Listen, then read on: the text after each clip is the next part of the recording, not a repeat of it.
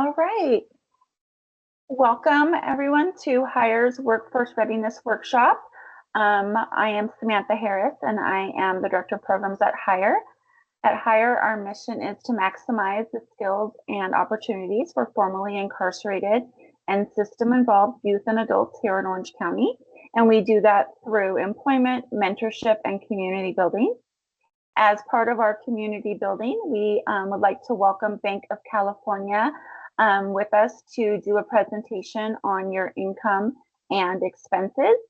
Our next workshop will be April 18th, but in the meantime, please welcome Diana Young and Kim Chin. Good afternoon, everyone. Kim and I today will present a presentation on your income and expenses. Just to give you a little bit of background, Kim and I both come from the banking industry, and we all both started out as tellers, and we now work in compliance. Today's module is your income and expenses. This module will help you track and understand your income, your money coming in, and the expenses, the money going out. We'll discuss different types of income and ways to receive income, and show you how to read a pay statement, share a tool for your tracking your income, and provide information tools for tracking and managing expenses. Next slide, please. The key takeaway is to understand your income. This is the first step to using it and meeting your needs. What is income? Income is the money you receive. What are subtypes of income? There are all types of income. You have employment, you have investment earnings, you have interest income, you have Social Security, you have rental or business income, you have disability insurance, you could even have unemployment insurance. They all fall in these different categories: earned income, income from assets or investments, public benefits or entitlements that pay money, other benefits or other entitlements, or other income. Your other income is what you earn by working, whether it's wages from a job, tips, contractual work, or what you make through self-employment. Income from assets or investments. These are things you own.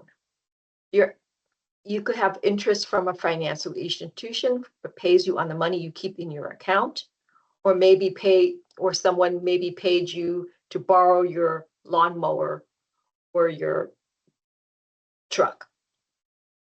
Income from investments.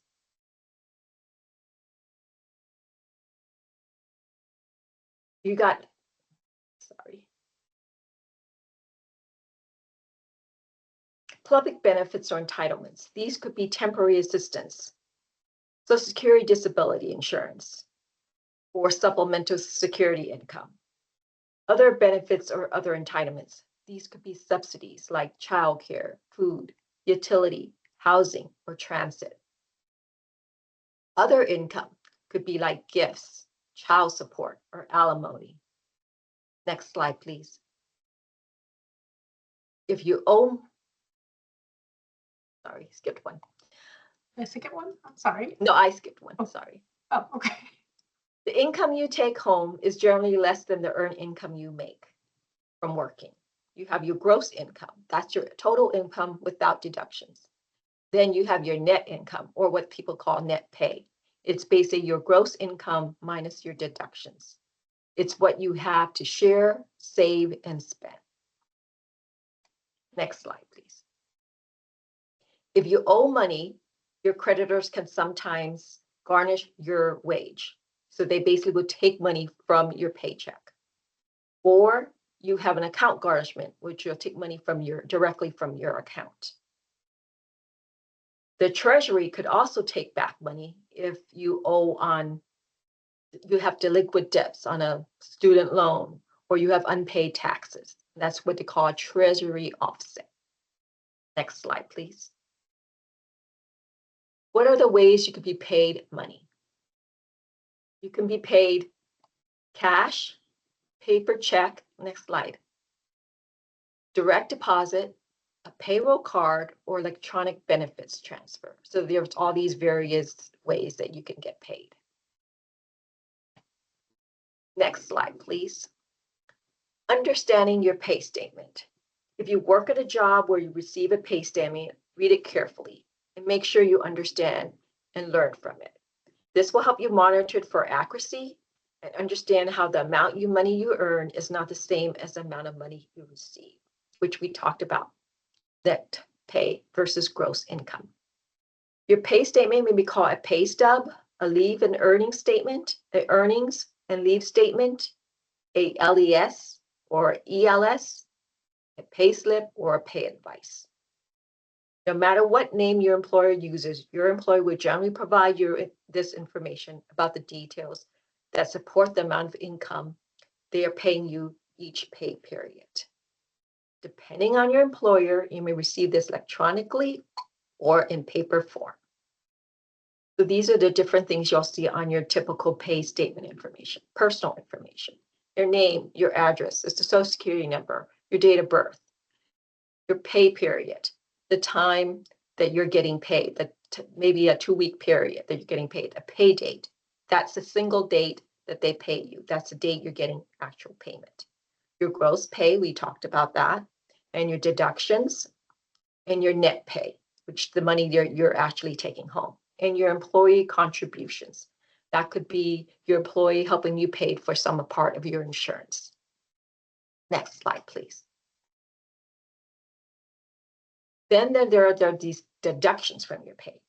These are the required deductions for FICA, Social Security and Medicare, income tax, federal, state, and local, and then there are those voluntary deductions.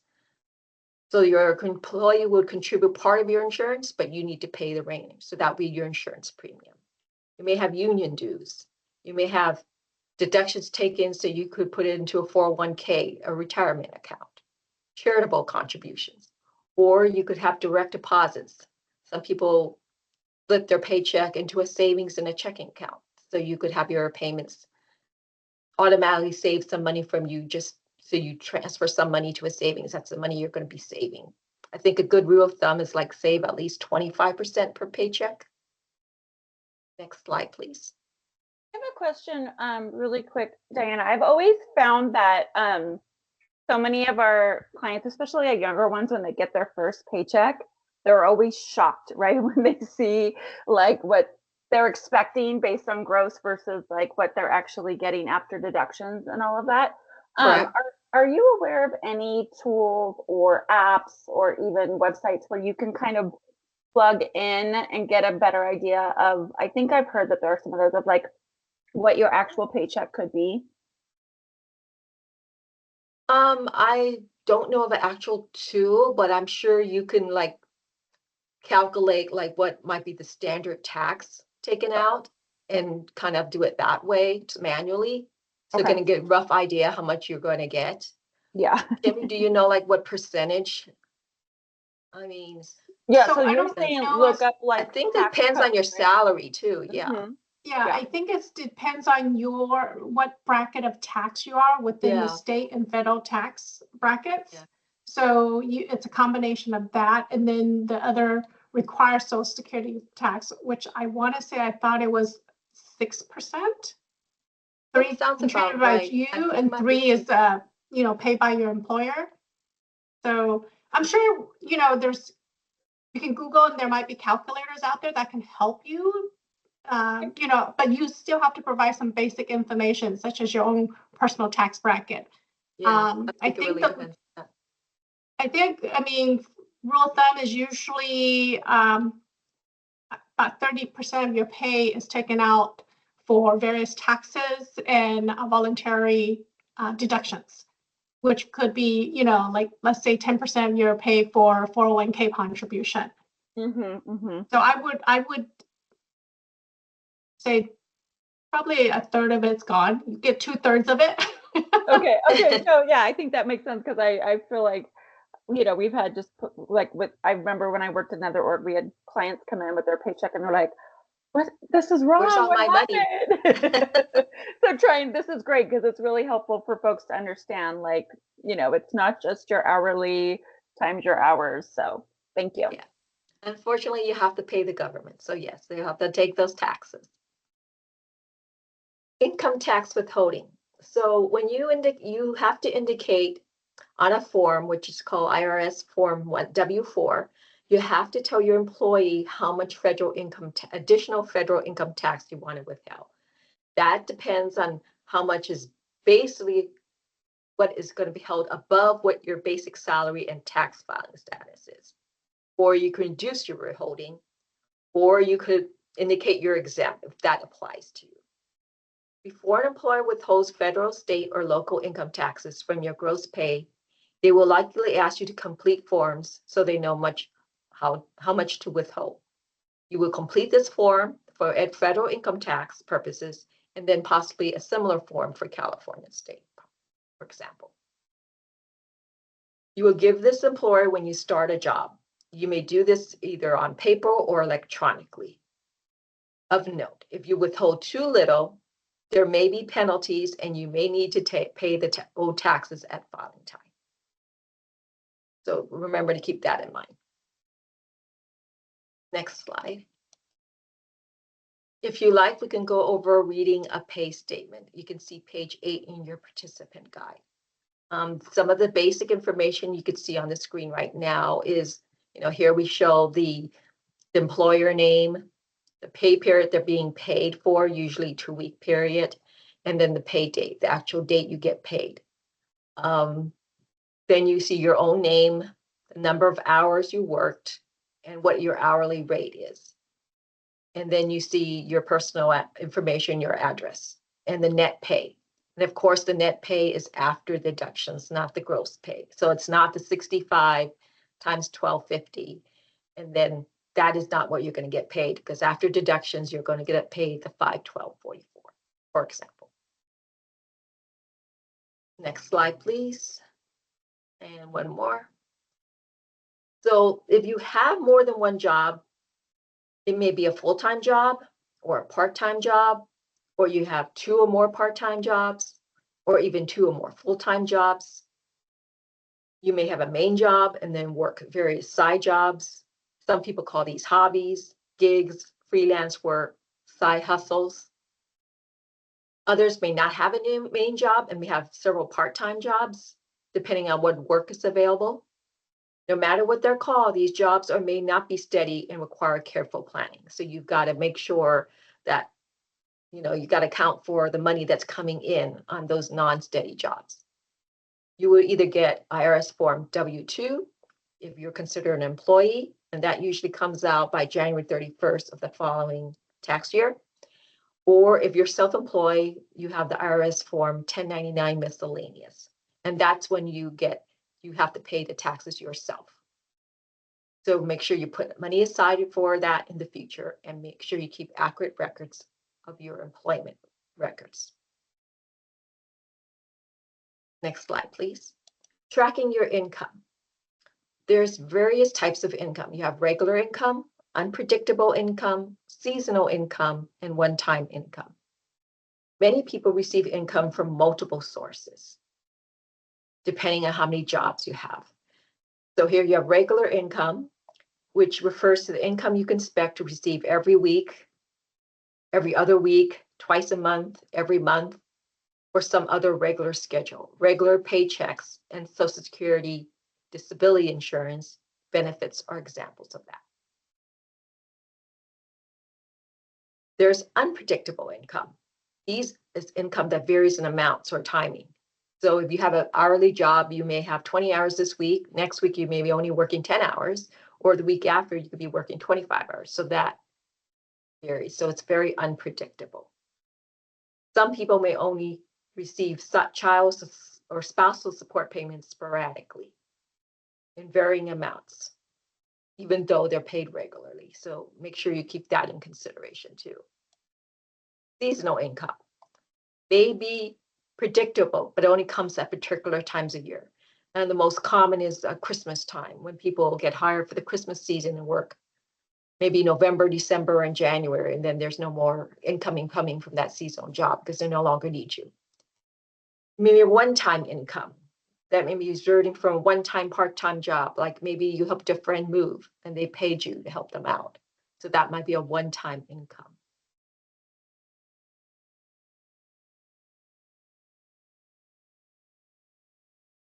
You have on your page 13, your participant guide, you have a monthly income log to help you kind of track your income. And we're going to track it by net pay because that's what you actually are taking home. And section 1, your key takeaway. So make sure you understand all the different types of income you can have. This is the first step to using it to meet your needs. And now Kim will cover expenses for you. Hi, everyone. I'm going to be covering section 2 of the expenses. You can refer to page 15 in your participant guide. Some of the key takeaway for section 2 is understand your expenses, because that will help you decide how to save, share, and spend your income. What are some ways to use your money? What do people do with their money? Again, it's in 3 categories. You're saving it, you're sharing it, or you spend it. Saving it means you can save your money to build it for an emergency savings fund to help you in case of a major reduction in income, such as from a job loss, or to pay for a major unexpected expense. You can also save money on short-term goals like back-to-school expenses or long-term goals like retirement. Sharing it, you can share your money with your friends, family, charities, or others. Spending it means you can spend your money now to pay for basic living expenses like food, housing, utilities, and debts you owe, and any other things you need or want. Some ways to think about expenses is needs, wants, or obligations. Needs are things that you must have to live, such as housing, food. Wants are things that you desire and can live without, like a new pair of shoes. Obligations are debts that you owe because you borrow money, such as a car loan or mortgage, or you made another type of agreement to pay them, such as for rent, or were ordered to make those payments, such as child support. Can you think of ways to find less expensive ways to meet your needs, or use less money for wants, or negotiate lower payments for obligations? If you receive public benefits, learn about the resources and asset limits. Monitor how your spending and savings can affect accountable assets. And use income in ways that avoid exceeding asset limits. Tracking your expenses helps you understand if you're using your money in line with your values and goals. Tracking your expenses may also uncover where you can make changes, perhaps decrease spending so that you can save or share more of your income. Tracking expenses also has another unexpected benefit. When you track your own expenses, you usually spend less money.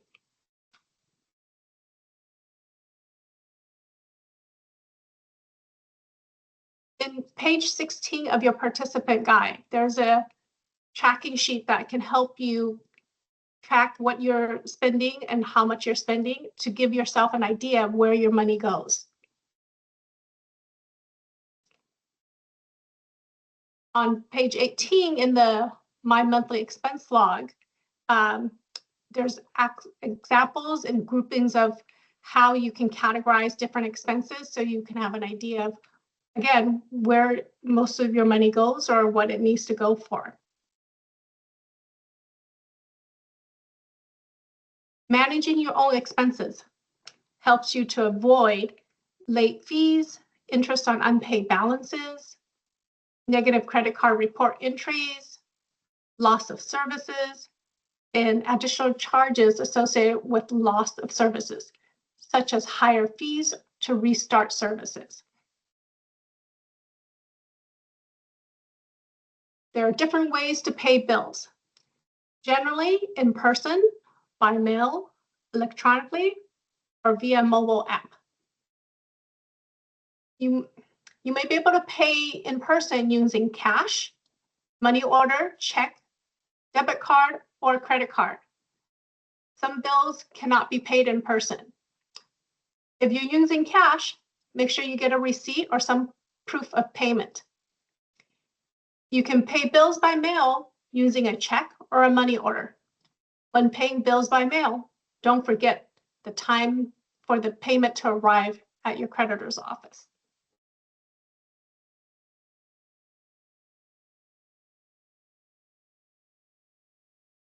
On page 22 of your participant guide, there is a monthly payment calendar that we can use to schedule payments and calculate how long it takes for a payment to be made if you were to pay it via mobile app or if you're mailing it in.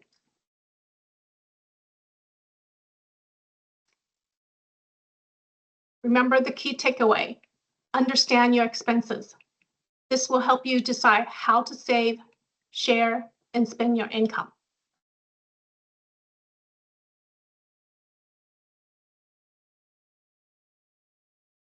Take action. On page 24 in your participant's guide, you can ask yourself, what will I do? How will I do it? Will I share my plans with anyone? If so, who?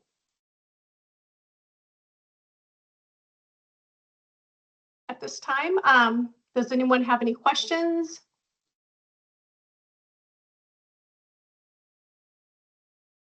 We have a post-training survey on page 29 in your participant's guide if you would complete that. And that concludes our presentation. Great, thank you so much. And I was following along with the user guide throughout, so definitely good information and tools in there. So I will make sure that if anyone's interested, we can share that with them as well. I'm going to go ahead and stop